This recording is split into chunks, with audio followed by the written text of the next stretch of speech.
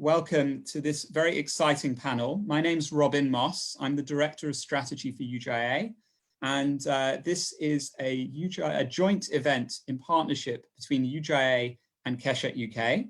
UJA is the UK's largest Israel charity. We aim to engage the British Jewish community with Israel in all of its colour and complexity and diversity. And we're really excited to be coming to the end of 2 days of different activities and events to engage our community with the Israeli LGBT plus community or communities. Keshet UK is the UK Jewish community's charity that does education and training, working to ensure that LGBT plus people within our community and their families are fully included throughout Jewish life in the UK. It's just the first time our two organizations have collaborated. That's really exciting for us. But even more exciting than the fact of collaboration is our panelists who we have today, who are going to share with us their thoughts and reflections over the next hour and 25 minutes. Just before we introduce them and get going, I just want to say something about asking questions. If you would like to, we'll have a discussion.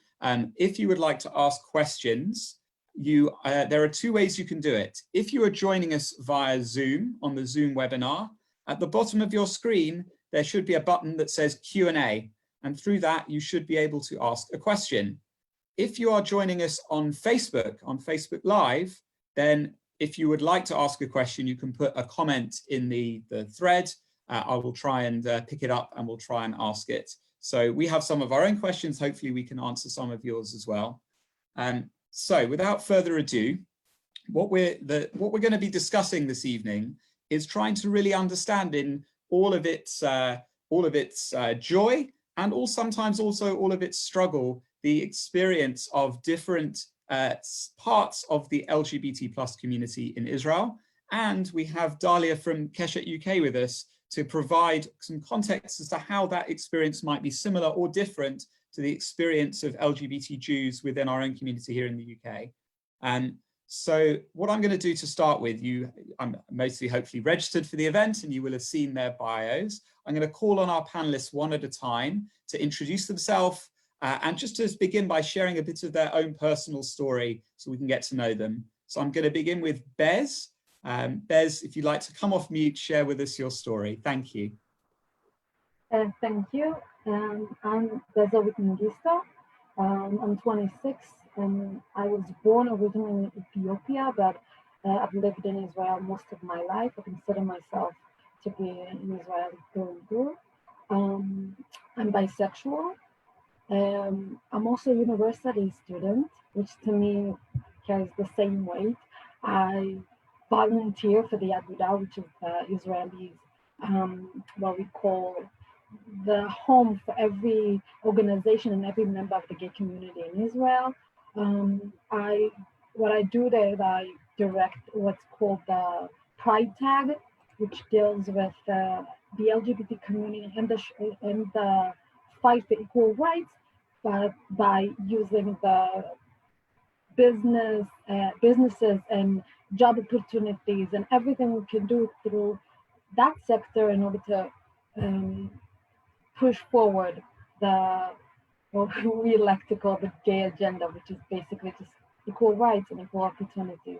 I'm a member of the Ethiopian community in Israel, which has its own struggles as a part of the gay and Ethiopian community. Our coming out is very different, which means I'm not out to my family. And my coming out would result in basically being cut off from my family, my community, and my friends, which carries a heavy weight, which deals with the whole idea of what it means to be gay in Israel, what it means to be gay and Black in Israel. So that's something I'm trying to fight and act for. So I'm really happy to be here. Thank you. Thank you, Bez, and thank you for sharing a bit of yourself. And I do hope that one day your community and your parents will be able to hear your story and hear your full humanity. I think that would be a great win if it could happen. I'm now going to turn to Zoharit Sorek. Please share with us who you are, your story, and thank you. You just need to come off mute, Zoharit. Hello, sorry. Hello, everybody, and thank you for the opportunity to bring my story. So I will start. I'm Zoharit Sorek. I'm living in Tel Aviv with my wife, Limor. We are together 15 years, but not recognized as married couple in Israel. And I have two children. I have a son, he's 22 years old, and I have a daughter, she's 18. And I would like to share with you that when I came out from the closet, I was 29 years old, and I thought, back in those times, I thought that I'm the only religious lesbian in the whole world. I thought that there is no one like me, that I'm the only person that have lesbian identity and religious identity. And I felt very lonely. I remember that I walk in the street in Tel Aviv, and I thought, I don't have anybody to ask him a question. I have nobody to share my story. I have nobody that understand what I'm going through. And it was awful. It was really bad period for me. And then one day, Limor said, maybe you will ask a rabbi about it. Because in the Orthodox world that I belong to, in the Orthodox world, when you have a dilemma, you're going to take advice from a rabbi. And I thought, okay, but what happened if he will say, give up for your religious identity or my lesbian identity? And I thought, I don't want to give up anything. I don't want to choose. I refuse to choose between my identities. And then I went to another rabbi that you're all familiar with. He's like a very Orthodox rabbi. You ask him a question, he gives you an answer. It's Rabbi Google. I remember that I wrote in Google, religious and lesbian. And I thought, I was sure that Google will write no results, zero, nothing. What do you ask those questions? But I was surprised to see the first result was Batkol, Organization for Religious and Lesbian. I click in and I read the whole form all the night. And in the morning, I called the number that was there and I asked to participate and join to this organization. And when I came to the first meeting in Batkol, I felt like I got home because all the women in Batkol had the same jokes like me, the same language, they look exactly what I felt inside, they was there. Most of them all, they had answer for my questions, or part of that. So since then, what I'm trying to do in the last 15 years in my activism in Israel, I try to make homes to my community that people will never felt alone, that people will see that they have a place to feel that they're inclusive. I'm doing that my struggle in the society field in Israel, in the political field, in the army, in wherever I can get and make the change. I'm trying to do that, and I hope that later I will say more examples and more thing about my struggle here. Thank you. Thank you, Zoharit. And absolutely, we're going to come on to questions of the society, also within religious communities and politics a little bit later.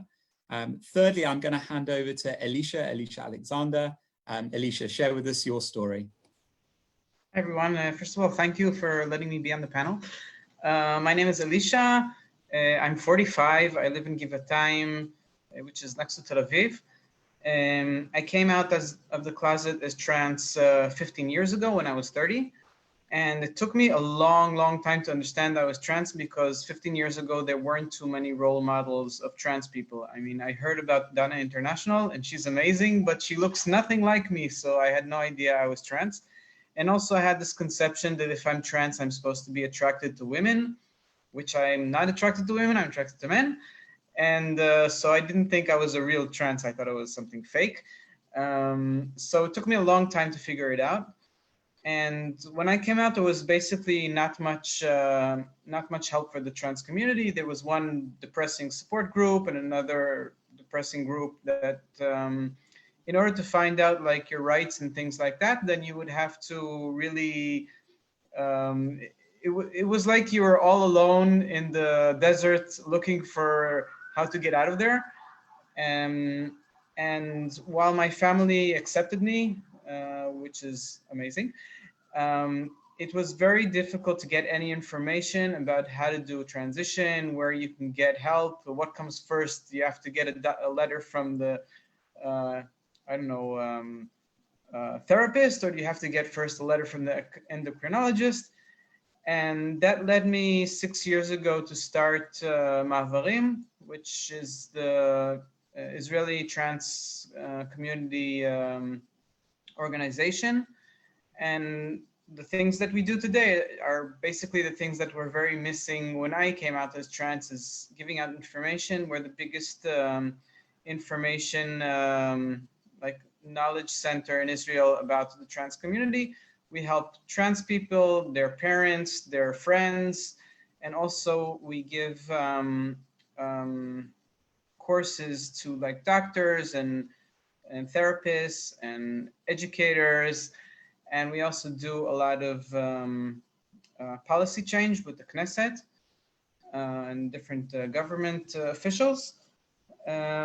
So basically, because I'm so fortunate to have accepting family, and many other trans people don't, so it was very important for me personally to spend my time being active in the trans community to help those that are not as privileged as I am.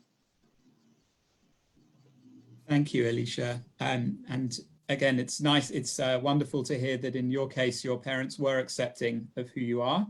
You know that for some LGBT plus people, that's a liberating experience coming out to their parents. For some, it's a very difficult experience. And indeed, as we've already heard today, some have yet to be able to make that leap, that coming out of the closet. So finally, I'm going to go to Dalia. Obviously a Brit, not an Israeli, but share a little bit perhaps about your story and what brings you into this kind of conversation. Hi. So I was brought up Orthodox or modern Orthodox in North London. But actually my mum was brought up quite observant and Orthodox from kind of the council estates of the East End of London. And my dad's actually a Holocaust survivor and was in the Israeli Air Force in the Yom Kippur War, in the Six-Day War, and ended up with a very secular identity. You know, he'd survived a lot. He was obviously Jewish. And so the anecdote that I give is that my mum would keep a kosher house and my dad would literally bring in pig's feet. And that's the kind of Jewish household that I grew up in. I also apologize if you can hear an ice cream van in the background. I'd made a joke before I started that around this time an ice cream van goes past each day, and it is. So I then went to an Orthodox Jewish school. And at school, I actually wasn't ever bullied for not being straight, which was the kind of terminology that I used. I was predominantly bullied for being like a boff, being a geek, always like having my hand up.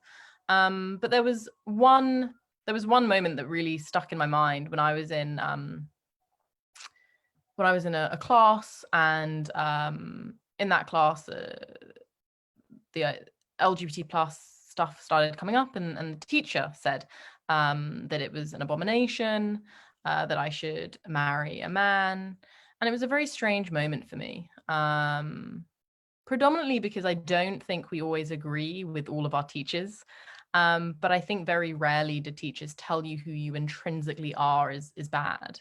And that for me was a real moment. And in my life has actually had an incredible kind of circle of life moment. And the reason that Keshet UK is kind of involved in this conversation is we now work with that school. We work at Keshet UK with Jewish schools and synagogues and youth groups and communal organizations like Jewish Care, the Board of Deputies, CST, and we work with them in a way that enables them to understand, what can they do to ensure that Jewish LGBT plus people feel safe and welcomed and even celebrated. And when it comes to that school, they haven't changed halakha in any way, but what they've understood is how can they best support the well-being and the safety of the young people in their care.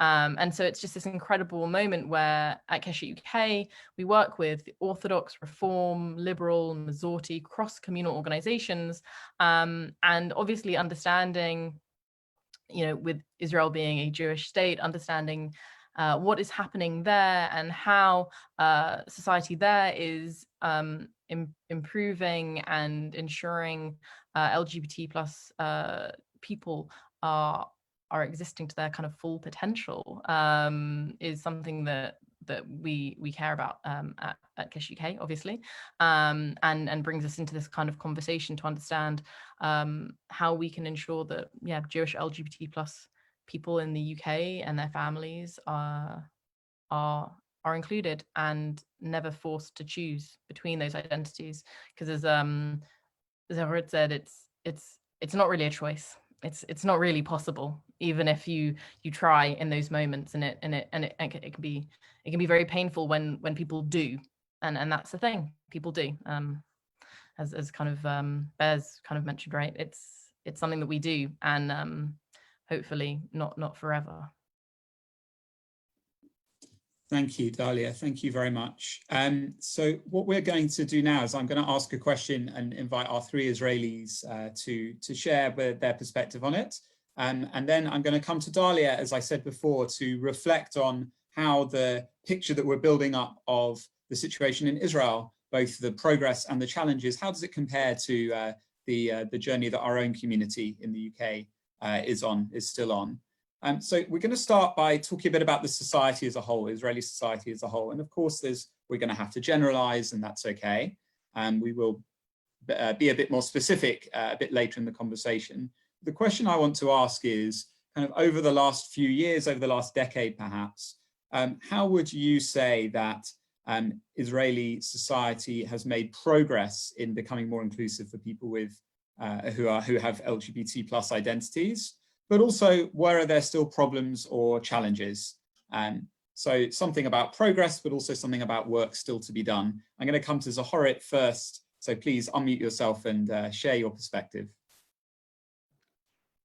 Okay, I will try to answer for this question for a few minutes, because I can take 1 hour for that. But I will have three things to say about it. First of all, we need to understand the numbers. Okay, the society in Israel, 3 years ago, we had a huge poll that asked people in Israel, do you support, for example, gay marriage? And when I say gay in Israel, I'm sorry, it's LGBTQ, okay? That's the general word for that. So do you support gay marriage in Israel? And 80% from the Jewish population in Israel said yes. More than that, 56% from the people that vote for religious, for the Zionist religious parties said yes, 56%. It's a huge number, right? But we need to understand that in the government, because we have parliamentary government, we have a coalition and opposition. In the coalition, usually, they build a coalition with the ultra-Orthodox parties. And because of that, it's really, really hard to change the law. So there is a huge gap between what the society thinks to what's the government doing for changing the law. So what we're trying to do here in Israel is bring to the pressure from the society to the parliament to make the changing in the laws. So that's one thing that is important to understand the situation in Israel. Second thing that we need to understand, in Israel, we are a society that combines from a lot of immigration from all over the world, but the common for everybody, we're a tradition family. It means we encourage children as a society, of course. As a society, we encourage children and family things and celebrate holidays together. And tradition families, it's very important to understand the situation here. And the third thing is the struggle. We struggle for equality and struggle for equal rights and in the law and in the society for the LGBTQ community. For me, the struggle is for the value. I struggle for values, not for this one law or the other law. I struggle for equality, for Jewish values, and for me, tolerance and love and equal justice it's a Jewish value. And I want to go back for these three things. All those years, all those struggle that we achieved, part of the goals that we had, all those years, we tried to break the system. We tried to break and to say we want it different.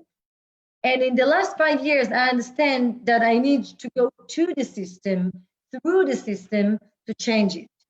That's the reason in the last 5 years, I tried to talk, for example, with the religious community inside and said, understand the situation that we stand in and make the change in the religious society.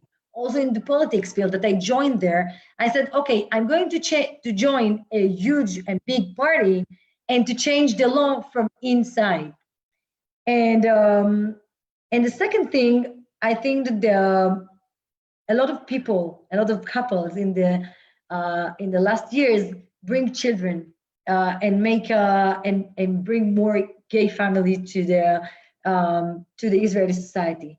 And I think it's a big issue because it's make it more heteronormative. I hate this word, but I need to use that just to explain that when a couple goes to a kindergarten and suddenly a woman that never met gay couple see these wonderful children and she said, oh, they're exactly like my children, it's make the change.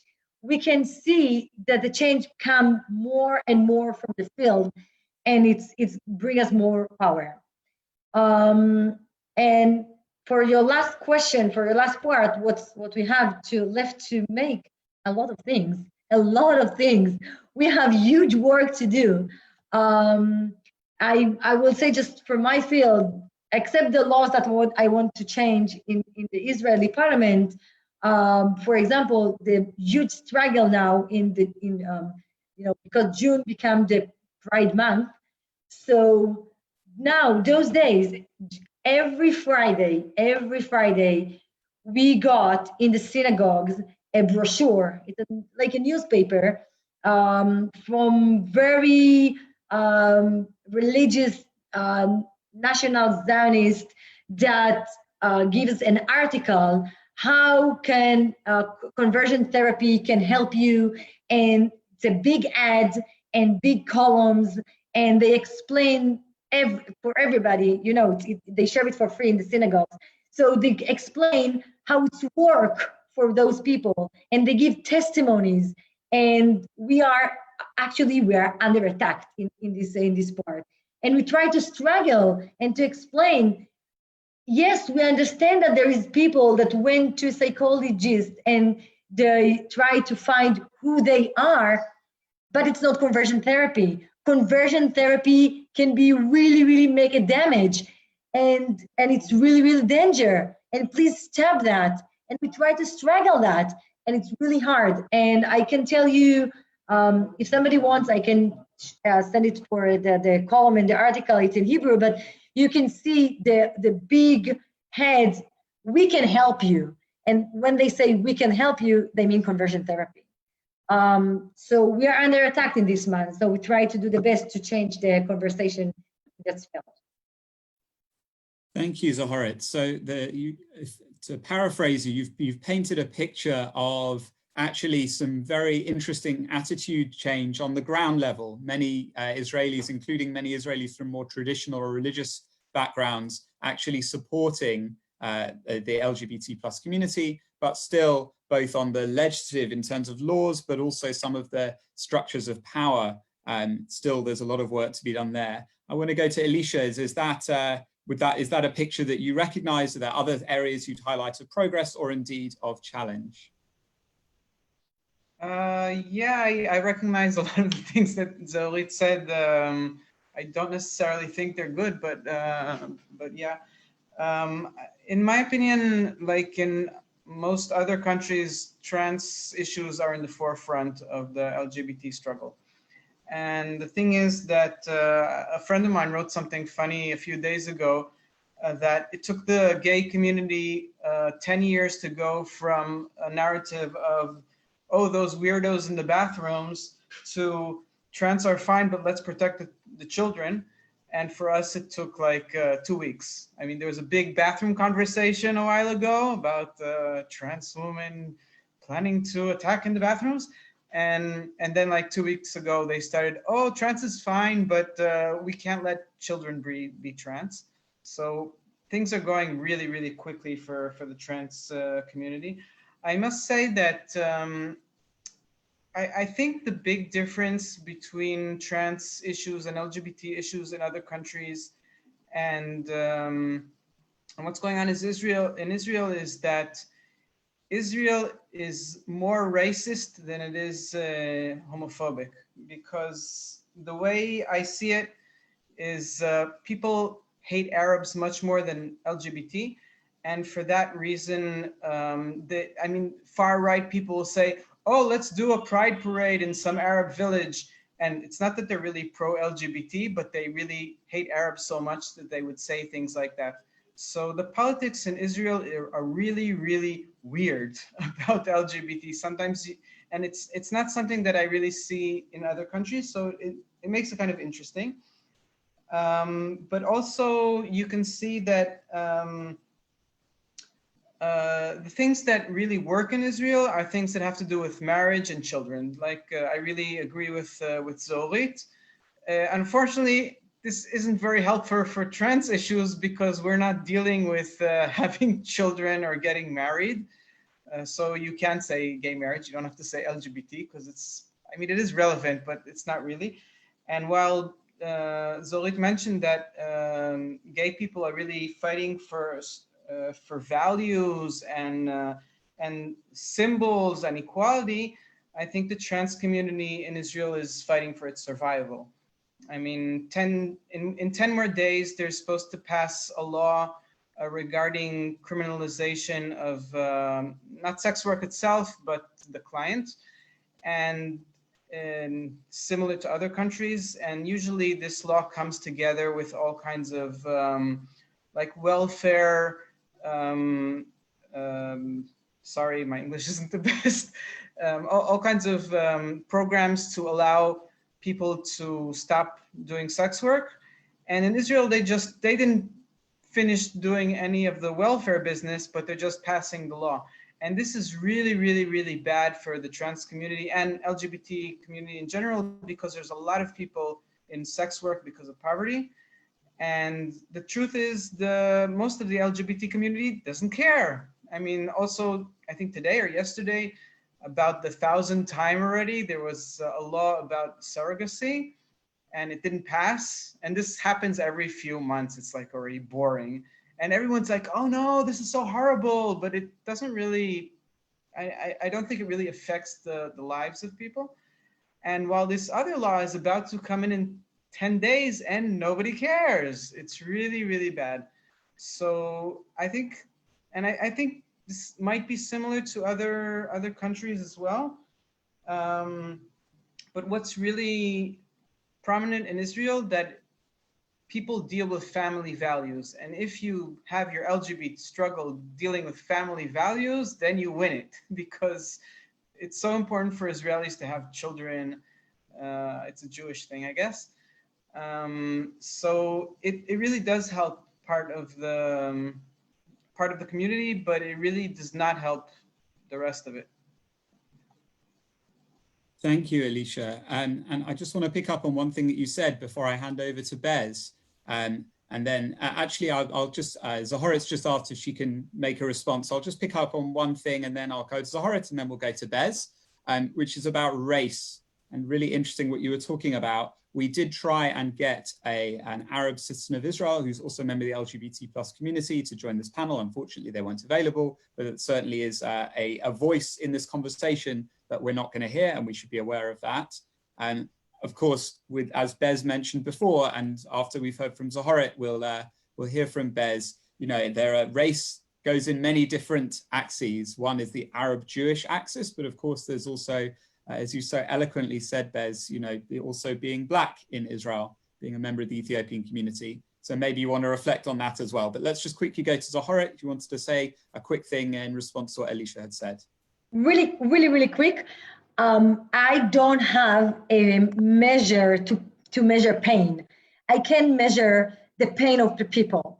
So I understand the pain about surviving, or the pain that somebody wants to be a parent and need to pay 500,000 shekel. I translate to another money, but 500,000 shekel. It's a lot of money to pay to have the rights to be a parent. It's a pain also.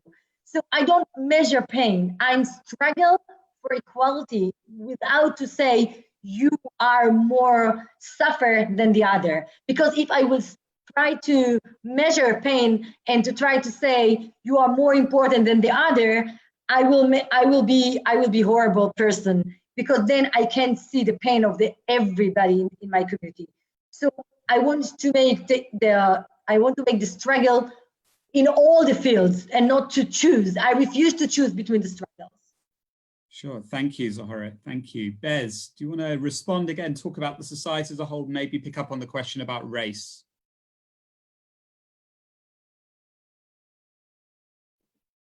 Oh, Bez, we can't quite hear you at the moment.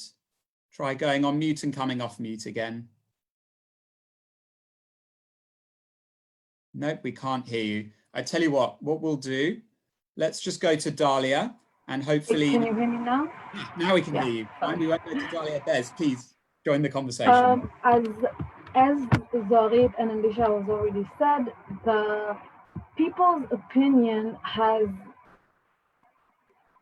is already more positive and more progressive as a whole. But I think the problem with our fight right now is that the LGBT community is, I think as Israel has seen in the past, we have a tendency to, if I use the old phrase, the melting pot, this idea that this specific Israeli person, and he's this Ashkenazi white, really young, awesome, really Zionist guy, and this is who we should strive to be. I think it applies to the gay LGBT community, yes, but basically it means this really nice gay Tel Avivi guy who probably has a dog and a partner and then maybe one kid. And when the Israeli society thinks of a gay person, they think of that person. And the problem is not all of us look like that. The LGBT community has more letters than the G1. And as Alicia knows, the trans community it feels like has their own fight that they're fighting apart from the rest. And I know for myself, as part of a smaller community inside this community, my fight is way behind. If we look at the timeline, we are fighting to not even reveal our names to each other. I exist inside groups for people who look like me and in my community, but they won't even tell me their name because we're still afraid that our families will find out. And the gay community is fighting for surrogacy, but we're not there yet. So I think the problem is that the gay community encompasses a lot of voices, but a lot of time the fight has ended up becoming more heteronormative, more white-centric, in order for us to be more pleasing to the rest of the Israeli society. We had to become this thing that not all of us are. Trans women not what people think when they think of the LGBT community. I'm not the person they think of when they think about the gay community. So a lot of times we're fighting the same fight, but it feels like every one of us wins at a different time, and not all of us get to celebrate the same victories. So it can cause a lot of infighting, which I think can become a real huge problem for us, because we can afford to fight with ourselves when we haven't won anything outside of this community. I do know that for myself, for my own personal feeling, working in the Aguda, this is something that was brought up, the fact that a lot of the people working there are gay men and they write and they think a certain way. So the idea of diversifying and listening to different voices is something that is happening, but we have to remember that we are not this one person looking group, and our fights look different, and we have to give the same amount of strength and empathy for each of us. And I think it's it's important to remember that we don't have to succumb to this idea of who we need to be in order to gain acceptance. And I love all my gay and lesbian and trans brothers and sisters and non-binary people, but I want to feel at home with them. And right now, this home doesn't feel like my own. And I think part of my struggle for the gay community would have to be to, I don't want to say force, but build a part for me as well inside this bigger home. And it's a work in progress. I've met a lot of people who are willing to fight alongside of me and fight for my rights as well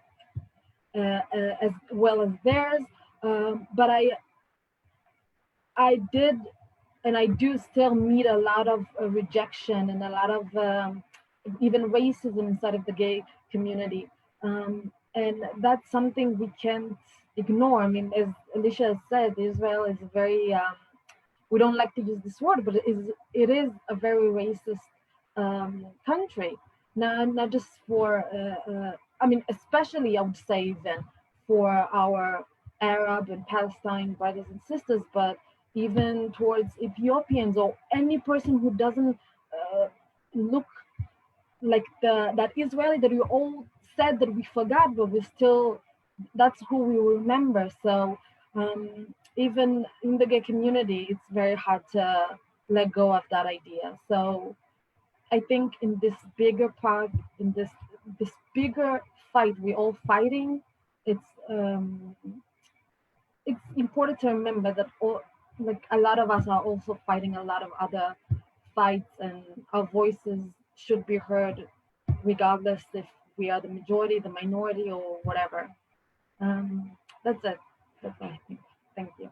Thank you, Bez. And I think you know, what you were saying about trying to expand the definition of, be it Israeli or LGBT person or whatever, so that it's not just a narrow section of the society or of one particular community, and that idea of not having a stereotype, or if you do have a stereotype, being open to that stereotype being challenged so that your own understanding can be expanded, is I'm sure something we'll come back to. But thank you very much. Dalia, just give us some reflections on how this picture that we're hearing compares perhaps into our own community. I think it all sounds so familiar, although I think articulated in different ways and with words I probably wouldn't use. But actually, I think, you know, when Zoharet was saying about conversion therapy, right? It's I say conversion therapy kind of so called. It's the idea that you can go into a therapist's office and come out being straight and cisgendered or not trans, and it's so damaging and dangerous. And one of the reasons Keshet UK came into existence was because there was a realization that there were parts of our community who didn't know how damaging and dangerous it was. When it gets recommended to you by people that love you and care about you because they've heard it can give you the life that even you yourself, you know, have been told you want, why would it be damaging?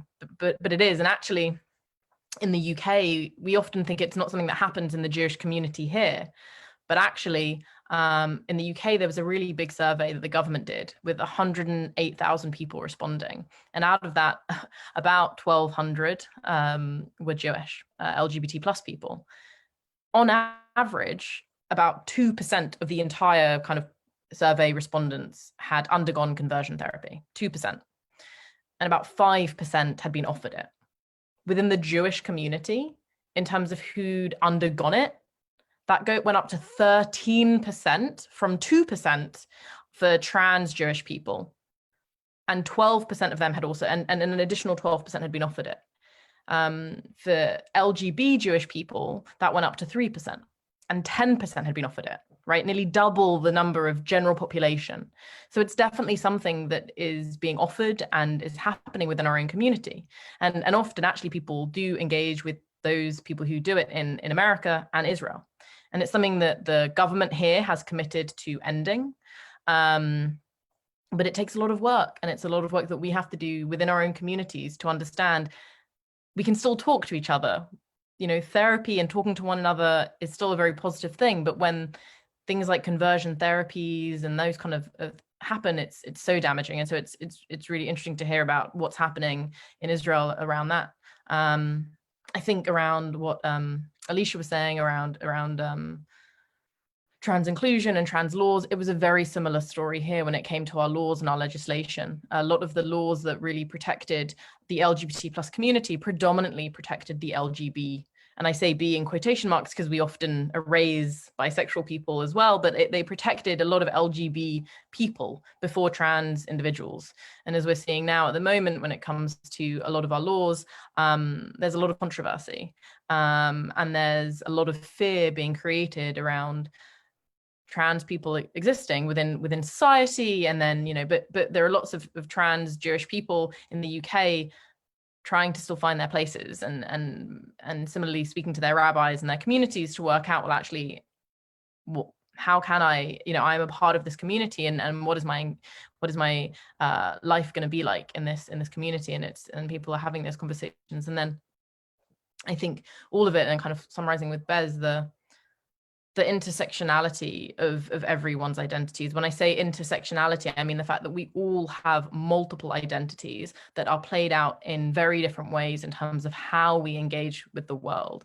And actually last year, Keshet UK and a few LGBT plus Jewish people of color went to Black Pride, and we took with us some quite Ashkenazi biscuits and food, but also, you know, some of the people who were going, we took with them the patties and the food from their home and their parents and all parts of their identity. And it was such an incredible time because we were having Jewish people, white Jewish people who were there coming up to us being like, I didn't know Jewish people could be people of color. And we had, you know, some Black volunteers with us. But we had a lot of the Black community coming up to us, not realizing that Jewish people exist within their own communities. And so when you're engaging in all these different spaces and never really being seen as your full person, and never really like having people actively engage in terms of going, how can we best support you? I think that is definitely something that the UK community right now, especially with Black Lives Matter, is really thinking about, and is really trying to work out, how do we engage and catch up with the services and the community and the love that we have within our community, but have so often been directed towards very specific people and specific groups. And that does feel like something that is very much a focus of the UK community right now. Thank you, Dalia. We want to zoom in a little bit. So we've talked about the society as a whole. We want to zoom in a little bit and talk about religious communities in Israel.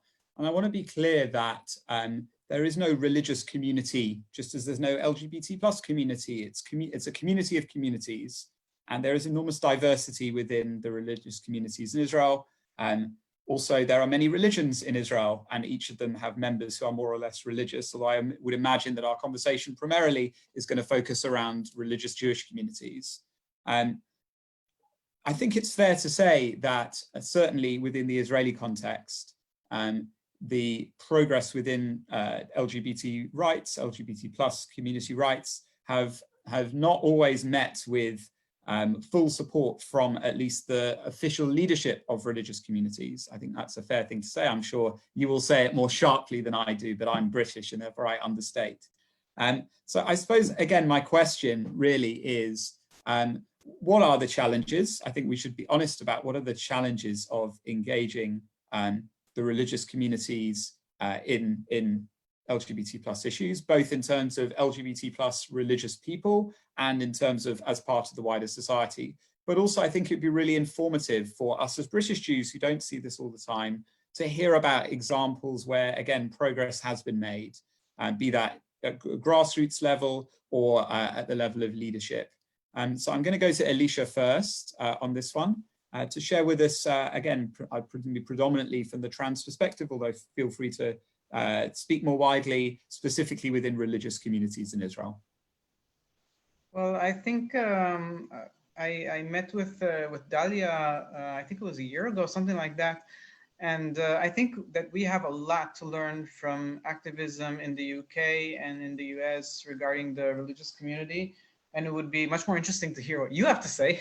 But I think first of all, Israel is becoming more and more religious. And it would be very silly to ignore that. I mean, if we don't convince the religious community that LGBT people are acceptable, then we're going to lose the entire fight. That's my belief. I think it's becoming, on one hand, I think the religious LGBT organizations are doing an amazing job, because somehow it becomes like this binary dichotomy between like secular LGBT fighting religious straight people, and the religious LGBT organizations really make a big impact here because they speak the language. If you want to change Simon's mind about something, you have to speak his language.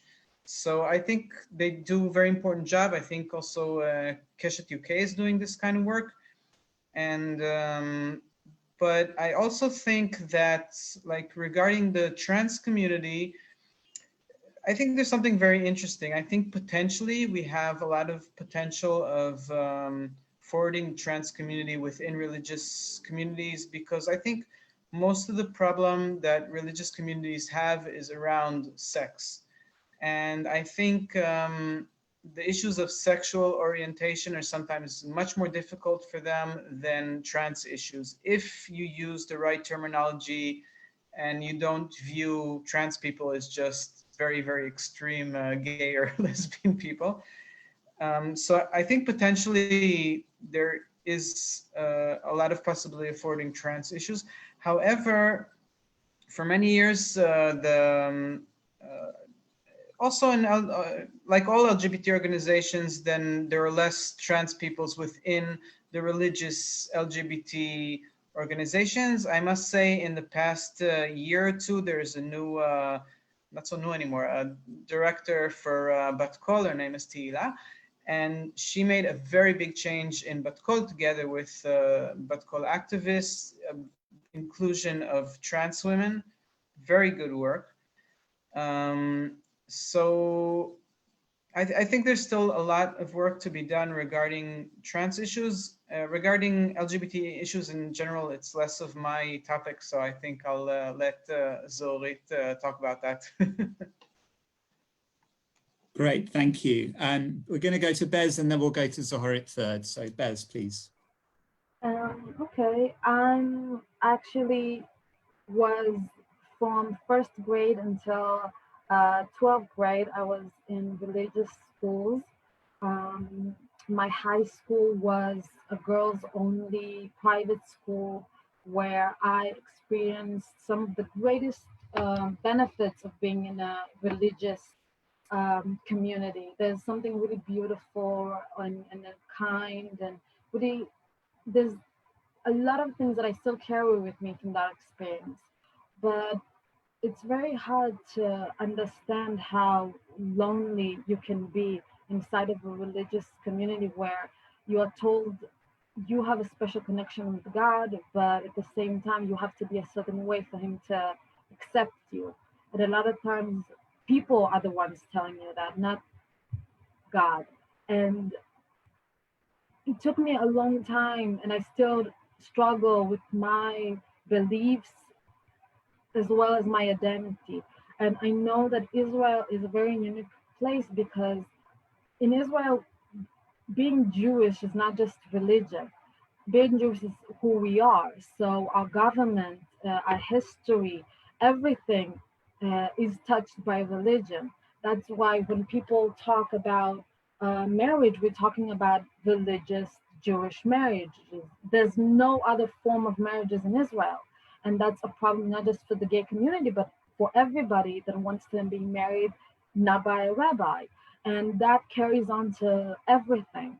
And you have to a lot of time try to separate the two, but people, it's very hard for people to try to understand because there's fear in that. There's fear that separating religion from our country, from the institutions, will end up leading to our destruction. That's why a lot of people don't even want to start that conversation. Like Alicia had said, there's a lot of great organizations that work within the religious community that allow people to have both their beliefs and be be who they are.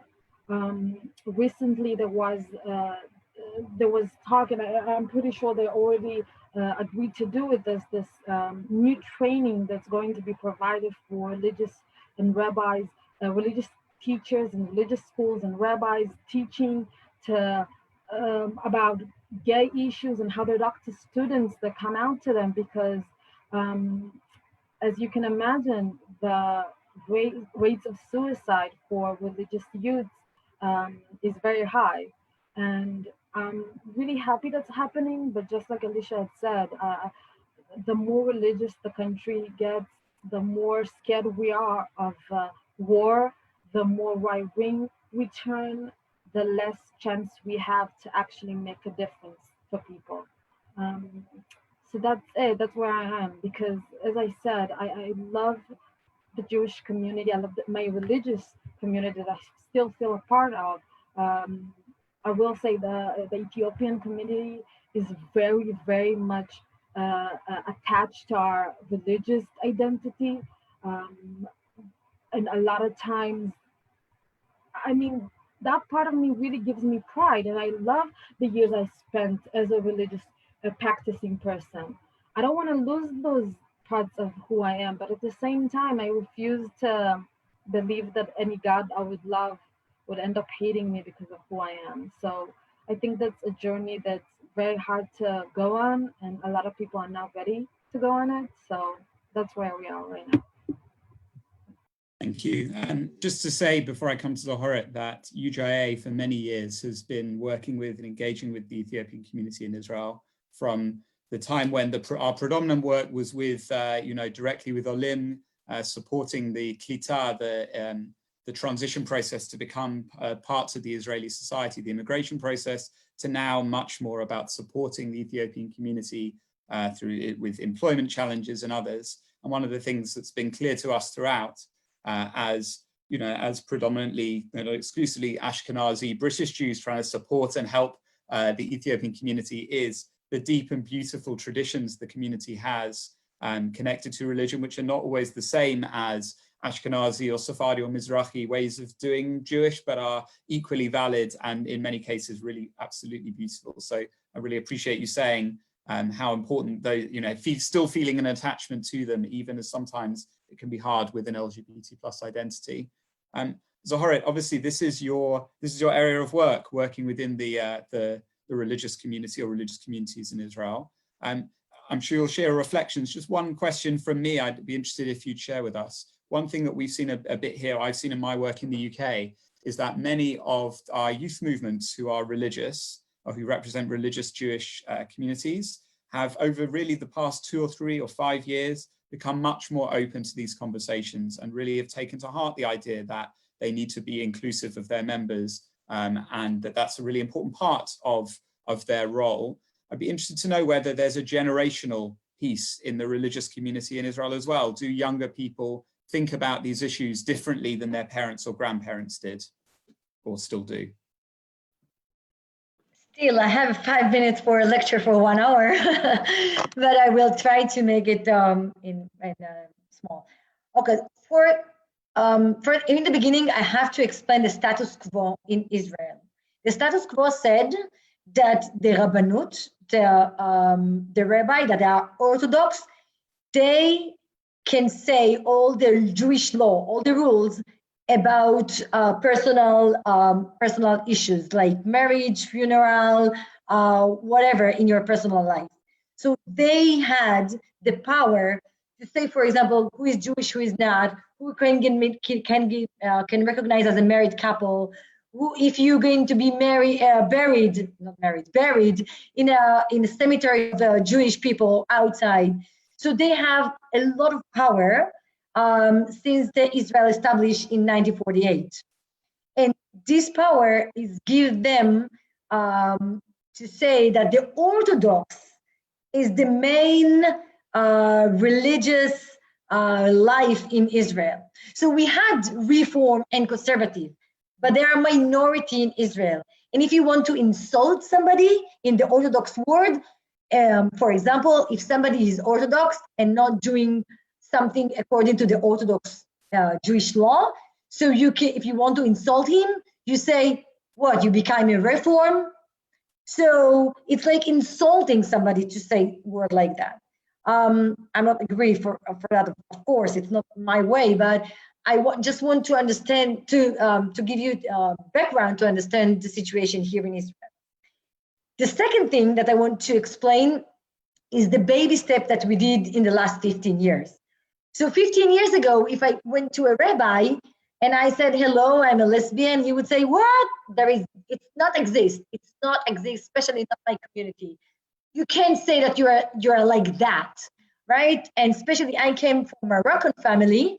In Moroccan tradition family, what do you say? It's a rubbish, it's nothing, it will be over. It's just a period of time, you're exhausting, get to rest, and it will be okay, right? Like that.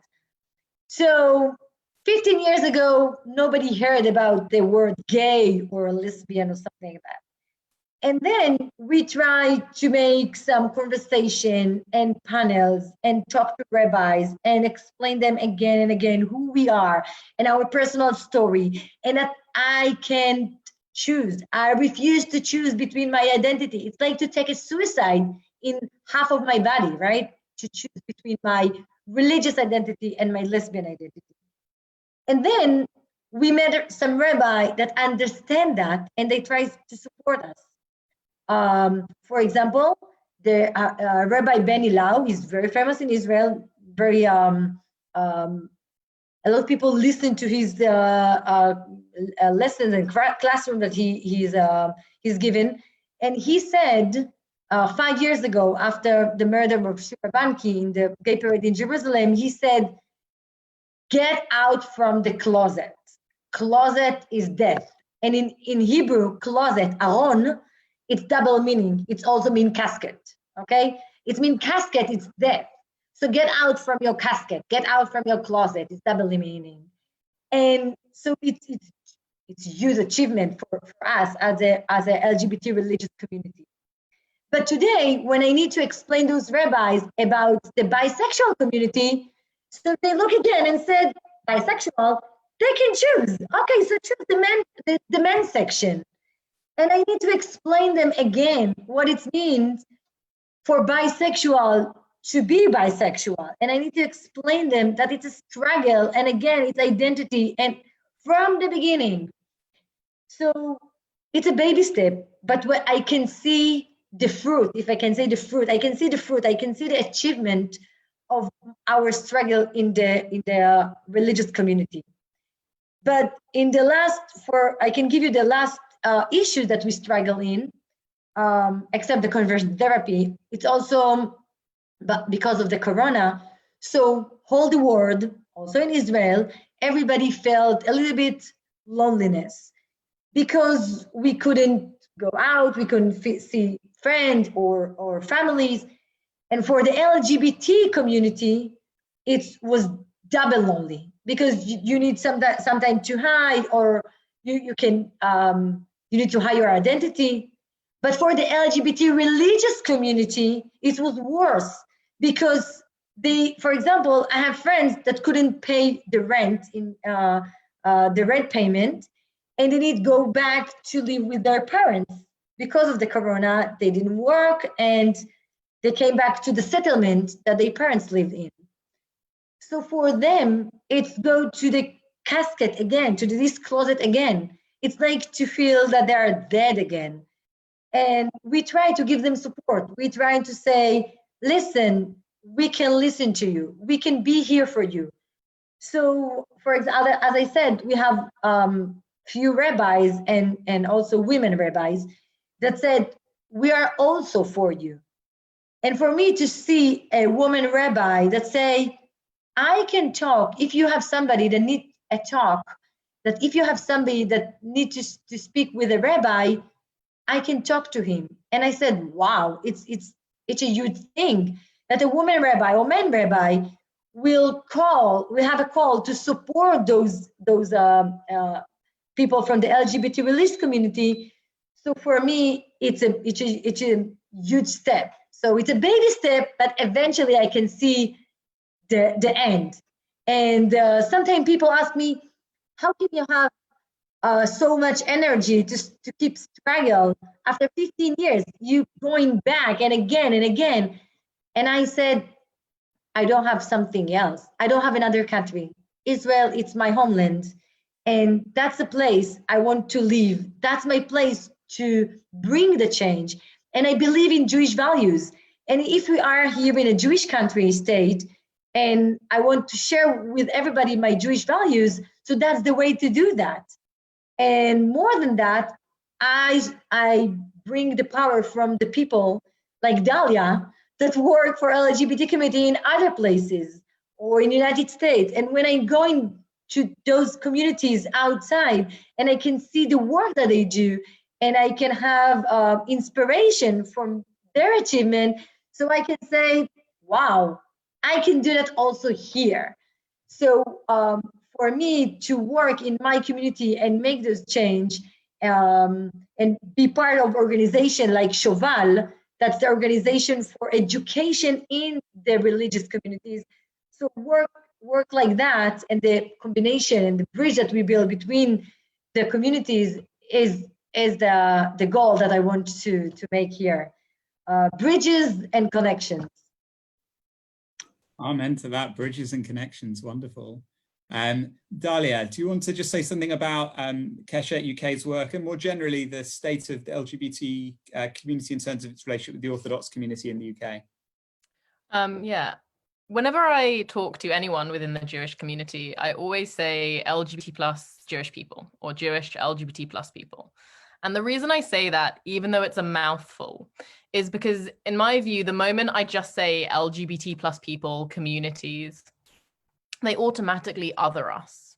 And they think that we don't exist within the Jewish community. And that's really across the board, although obviously parts of our community have been at the forefront of LGBT plus rights in the UK.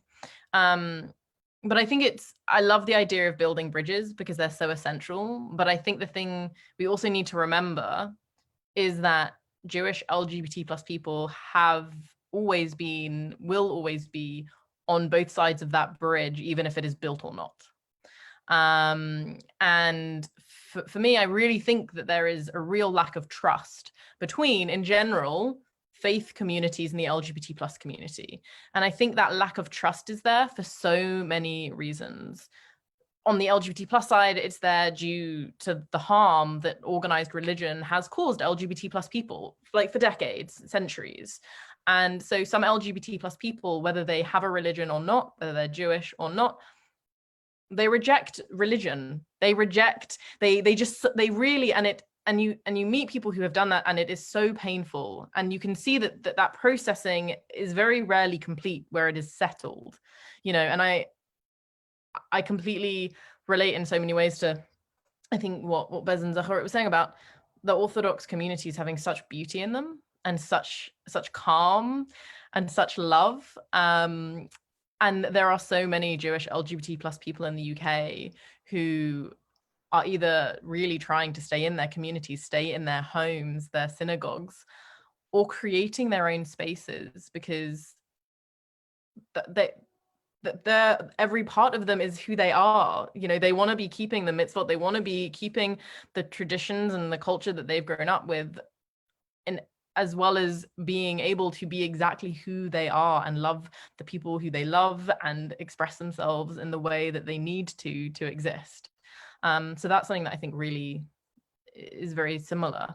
I think in the UK, I think generally I would say that we're quite a traditional community. Obviously, we have substantial reform and liberal communities, but the largest percentage at the moment is Orthodox, whether that be kind of a more like modern Orthodoxy or kind of ultra Orthodoxy. And there is more work happening within all kind of parts of the community to try and understand what they can do. And I think because of that lack of trust, it's been this thing, well, if you can't do X, Y, and Z, then we can't do A, B, and C, right? And so there's just been a silence. And I think silence is so dangerous within all parts of the community, whether it's that silent LGBT plus Jewish person who you just don't know is there, or silence from the wider community, not being able to say, well, what can we do? How can we try and ensure people's safety and make it better? And so I think so much of what is happening in Israel is also reflected here.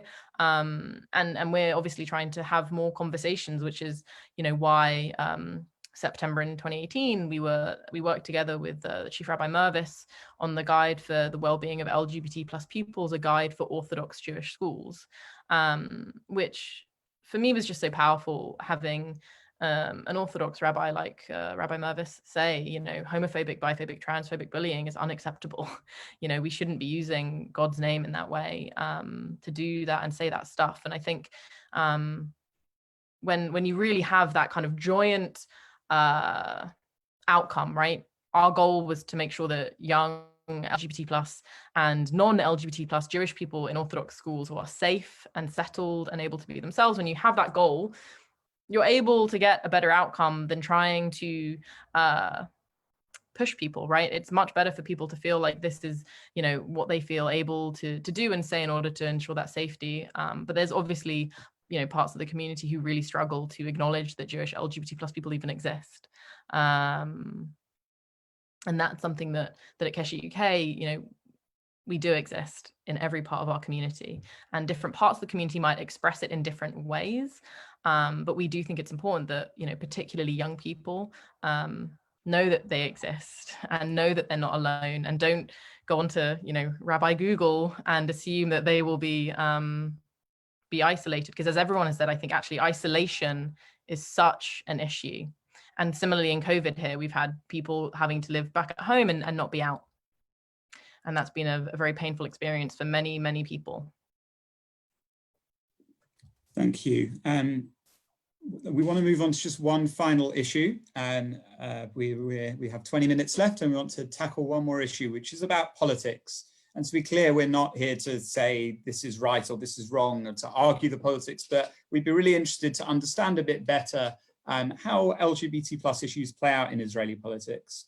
At the moment, there are, just recently at the last election, 5 LGBT plus MKs were elected. Now, because of the Norwegian law, we actually now have 6, which is 5% of the Knesset, which is you know, probably somewhere in proportion, who knows exactly, to the percentage of the population, which is, I think, a very important moment. And I can tell you, again, maybe Dalia can reflect on this a bit later, but within the UK, the prominence of both openly LGBT plus politicians and also politicians who happen to be LGBT plus, but it's not the major part of their identity. Both of those have become much more prominent in recent years, which I think everyone would agree is all to the good. And I was just wondering, like, whether you would reflect on kind of what's the state of LGBT issues within Israeli politics? Does there being more LGBT Chavrei Knesset matter? Does it make a difference? Is it relevant? What changes is it going to make? And if you are willing to be a bit of a prophet, what do you think the next few years might bring politically in terms of the struggle to make Israel an inclusive society for LGBT plus people? Bez, we're going to go to you first, then to Elisha, and then to Zahoret.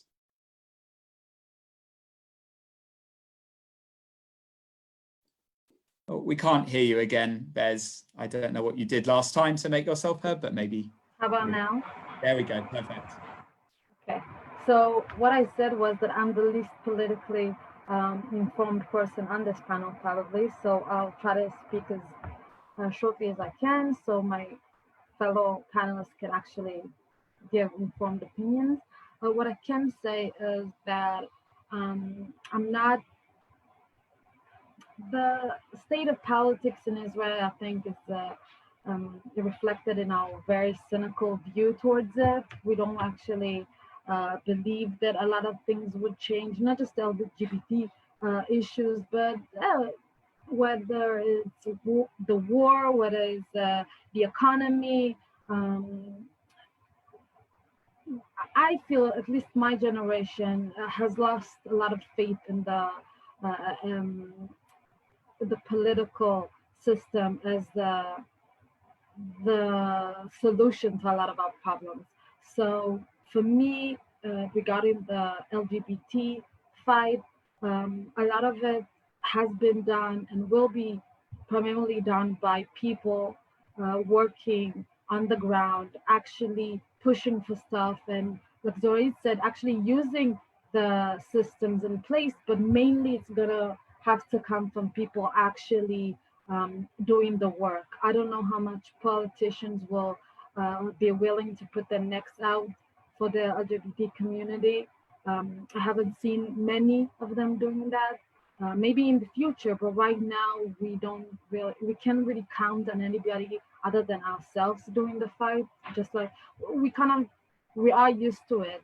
And maybe it's just me being pessimistic, but until I see actual results, starting with actually saying something, actually talking to the gay community and actually sharing our pain, our need for actual change, starting from that, I don't think I can actually believe that change will come from up there.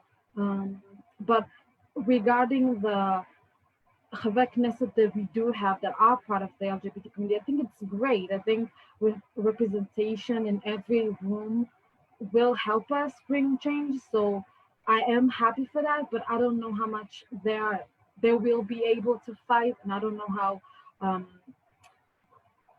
I don't know what they're willing to give, because politics a lot of times is a give and take, and they will be asked to make deals. And again, that whole process doesn't seem to me like the solution. So hopefully it will be at least an ally, but right now I'm not very optimistic. But I will give the floor to my more educated panelists, and hopefully they can actually give you information. Thank you. I'm not sure necessarily more educated, maybe with just a different perspective. So Elisha, do you want to share with us? I know you've done some lobbying in the Knesset. What's your perspective? So it's your lucky day, because I actually was in two discussions. One was with the Minister of Welfare, who's gay. I just want to mention the members of parliament, they're not LGBT. They're all gay men. They're nice gay men, but they're all gay men. So, and I think this is really an issue, because in both discussions that I was in, we also went to see the Minister of Justice, who's not gay, but there were two members of parliament that were gay that were also there, and all his, a lot of the advisors are gay. So that's also convenient. So like we talked about all kinds of things like access to healthcare, and the fact that like incarceration issues, that they still put trans people in solitary confinement, so-called to protect them from the rest of the inmates, but it's very cruel. And also police violence and things like that. And so everyone's listening and blah, blah, blah, but eventually they all start talking about surrogacy, because that's what hurts them. That's what's important for them. So I have a feeling that surrogacy is going to pass this year. I think it's going to happen. And I'm really waiting for it to happen, not because I think it's the most important thing to happen, but I want these gay people to get it out of their system already. And I think they'll realize that it's not so helpful for them, because first of all, it will still cost money to do this process in Israel. It's a third of the price, but it's still tons of money that most gay people can't afford. And also there's not enough of women to do it. So, and most straight people go abroad anyway. So I think it's going to happen. I think that's what's important for people, and that's what's important for those members of parliament, and that will pass. Regarding other things, I hope things will change, because not everything has to do with legislation. There's secondary legislation. I mean, if you want to pass laws, then you're also bound to all the different coalition settlements that with the ultra-Orthodox parties. But if you want to do like change policy, not necessarily laws, then there's a lot of things that you can do. And we're working really hard on that. I must say that also before there were gay members of parliament, a lot of straight women members of parliament really helped us out. So some of them are very helpful. Some of them don't really care that much. I mean, it's not a more important issue than, I don't know, other issues that are also important to them. Thank you. And Zoharet, what's your perspective? So I agree about what the thing that Elisha said when we say that we have 6 MK, member of the Knesset, that they are gay, we really mean gay, men people, not gay like LGBTQ. And I'm sorry for that we have more letters of our community there, but I hope to change that. I don't know if you know, but I was a candidate twice to this to the parliament. I didn't get in. I didn't elected because we didn't have enough seats. But I'm running to be MK, and I wish to do that again. And if it will be, I will be the first lesbian MK out, of course, in the parliament. So hold your fingers for me. But for your question, I want to say a few things. First of all, the Israeli parliament, that's the only system that we have. So I don't have any privilege to say if I believe it or not believe it, if I trust them or not to trust them. That's the only system that I have. That's the system that I have, and I need to read in this system. And we have a thing in Israel that say, don't wait that the day will come, bring the day to this place. So I don't wait until something will happen. I don't wait to see the result that they bring. I'm going there, and Elisha doing the same. He's going there and he's shouting, and he made some, Elisha know how to scream there, and he said, change it, change the law, make it different. We don't sit and say, I'm sorry, but I don't believe in you. Yes, I can think I don't believe in your struggle or with your opinion, but I'm working to bring the change here and now. So this, to be in this position, to struggle, it's hard to do that, and that's the only way to change something. Second, as Elisha knows, and he mentioned that before, there is a bill and it's become a law, as everybody knows, but there is also legislation. It means that we can change things in the office, in the process, during the way of these things. And I believe together, Elisha and me, and more Elisha, of course, I just was in the side, we're trying to do some changes in the way of the perspective of these offices. We're trying to change the policy of these places to the LGBTQ community here in Israel. And for me, it's achievement. The law is important. It's important to change the law because we are in a system, in a democratic system that believe in law, that believe that we have a parliament, that we have a House of Justice, and we have court, and all those places is a part of the big system. So yes, in the end, we need to change the law. But there is a lot of ways in between to make the change that it will be easier for the LGBTQ community to live in Israel. As Alicia said, to change the policy, to change the legislation, to change, sometimes it's just a matter of a form. So just for the end, I will share with you that 3 years ago, my son joined to the army, and he needs to fill a form in the army who to call in emergency case. And the form, it was your father name and your mother name. And I saw this form and I said, okay, so if you have two mothers, what do you need? In emergency case, call to my mother, that she's my father. It's not supposed to be like that. So for 3 years, I wrote email and met MKs and met the woman that was responsible for those forms in the army. And I told them, please change the forms. And last year, or in the middle of the year, my daughter, that she's going to be in the army next year, she's 18, it's obligatory in Israel.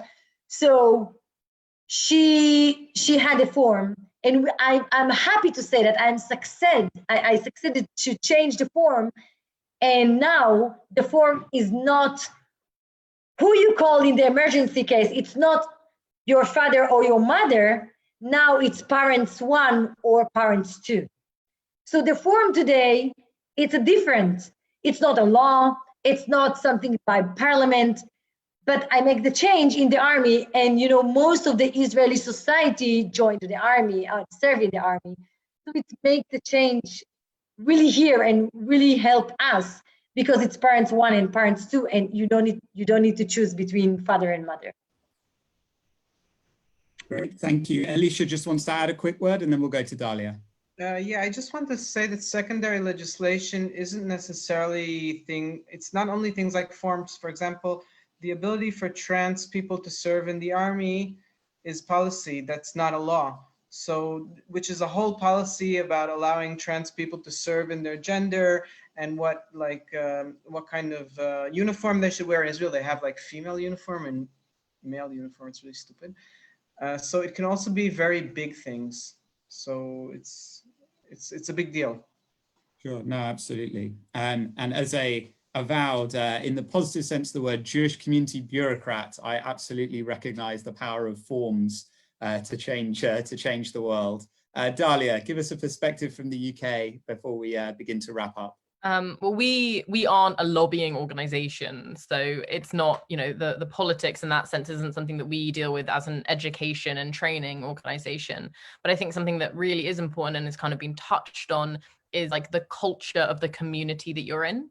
Like 2/3 of LGBT plus people in the UK are afraid to hold the hand of their partner, right? That's in the UK in general, right? 2/3 just to hold the hand. And then when you take that into the Jewish community, the idea that people can get more anxious, and I think that idea of actually ending on the forms is something that's really relevant to Keshet UK, because part of what we do is we support communities to understand, well, what are your values? How do you want to communicate that LGBT plus Jewish people are welcome, our voice is essential, that we could take roles of leadership? And so for us, that's something that we work on a lot, because what's interesting, I think one of the biggest obvious differences between UK and Israel is Keshet UK works within the Jewish community to try and ensure that LGBT plus Jewish people are included throughout Jewish life in the UK. Everyone on this panel is working with society to ensure that they're part of their communities, that they're intersecting identities, that as many people as possible are included within society as a whole. And so it's really interesting to kind of hear the different ways that people are working and the ways that we work, and because of that difference, right, we're not dealing with the entire of society, we're dealing with and working with and part of 0.5% of a society, and so I think that's where the difference comes out. But I think that idea of like culture, and when someone sees that form and they don't have to scribble something out and they just know that someone's done some thought, can be a really powerful sign. Thank you, Dalia. To finish, I want to ask a very quick question to each of you. We're going to go Zoharit, and then Bez, and then Alicia, and then Dalia. It's been really inspiring to hear all of you and to get to know you a little bit with our audience as well. And if anybody wants to engage with any of the panelists, you can Google them. I'm sure that they'd be happy to engage with you. But what we want you to do is to share with us one LGBT plus activist in Israel, ideally who sometimes posts on social media in English, but maybe we'll need to improve our Hebrew as well, who people should follow if they're interested in these issues they want to understand a bit better. So I'm going to go to Zoharit first, and then to Bez, and to Alicia, and then to Dalia. So I will make it really quick. If you're looking for organization, and if you are a woman religious, so Batkol, and if you are a gay religious, so Chavruta, that's the two organization. And for women from that, you can follow the women in or the men inside of those groups, and you will find your voice that you want to follow him. And of course, you can be my friends. I will be happy to share my thoughts with you. Great, thank you. Bez? No, we still can't. Try what you did again. Okay, how about now? Okay, great. So I would love for you to follow Samira Sayara, who is a Palestinian actress. She's been in films, TV shows, movies. She's also a spoken word poet. She is a rapper. She used to be a nurse. She's a very big personality, but she's also, I think she would say, mainly an activist for women's rights and LGBTQ rights. She's a very, very unique and outspoken person, and I would very much recommend for you to check her out. Thank you. Alicia? Well, I did try to find someone interesting to follow. The thing is that everyone's in Hebrew, so I don't know how relevant it is. But what I can say is it's not really following social media, but I know it's an issue. Recently, we have more and more people turning to us that are considering making aliyah because of the economic state in other countries. And in Israel, it's bad too. But I think that, like in the United States, it's worse, and I have a feeling that also in the UK it's worse. So I just wanted to say that we can also assist people, trans people that are considering doing aliyah, trying to find out like what kind of services they have, what their rights are. But you can follow our Facebook, but it's in Hebrew. Also, I think the things that were mentioned earlier are mostly in Hebrew. But I do want to mention an organization called LGBT Olim. There's a group called LGBT Olim, and you can join it. And it's for people that either want to make aliyah or are already doing aliyah. And you can also go to our website, mavarim.org, MAAVARIM.org, and there's ways to contact us there. Great, thank you. And finally, Dalia. I mean, the thing I would say is that nearly every website I've ever looked on for Israel, like Google Translate, does translate it. So it does, that often works.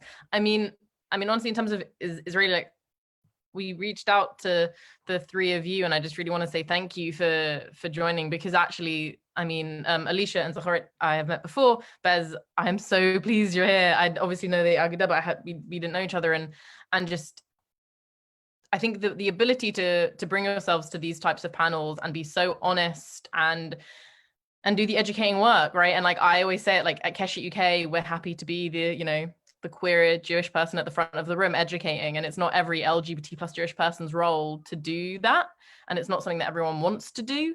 But I am just so pleased that, together in terms of the wider Jewish community, that we have your voices, because they're just also essential, and I really wasn't sure what to expect, and so I just want to say thank you.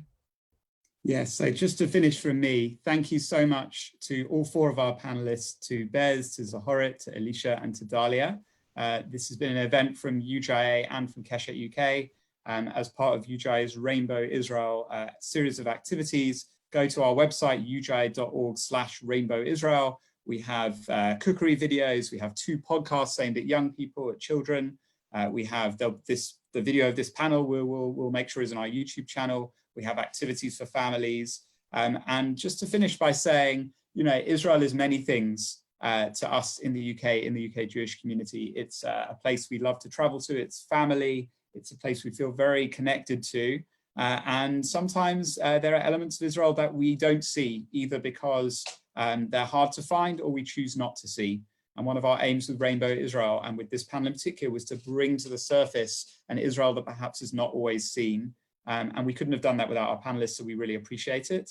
Thank you very, very much. Keep learning, keep educating, and keep engaging with Israel. And next time you're in Israel, maybe find some way to engage in LGBT plus life as well, either as an observer or if you yourself are LGBT plus, perhaps as a participant. So with that, we're going to finish for the evening. Thank you so much, everybody, and have a good evening. Erev Tov.